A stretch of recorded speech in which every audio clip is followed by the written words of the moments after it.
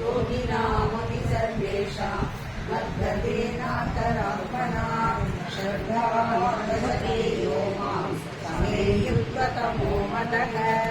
ॐ तत्सदिति श्रीमद्भगवद्गीतासु उपनिषत्सु ब्रह्मविद्यायां योगशास्त्रे श्रीकृष्णार्जुनसंवादे आत्मसंयमयोगो नाम षष्ठोऽध्यायः। सर्वधर्मान् मामेकं शरणं व्रज अहं त्वा सर्वपापेभ्यः मोक्षयिष्यामि मा शुचः। हरिः ओम्। ॐ श्रीपरमात्मने नमः। प्रथमोऽध्यायः।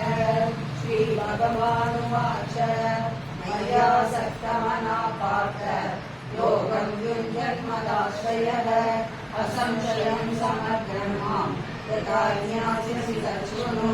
ज्ञानं तेहं सविज्ञानम् इदं वक्ष्याम्यशेषतः। यज्ञात्वा नेकभूयोऽन्यते ज्ञातव्यमवशिष्यते। मनुष्याणां सहस्रेषु कश्चिद्यदति सिद्धये यततामपि सिद्धानां कश्चिन्मां वेत्ति तत्त्वतः।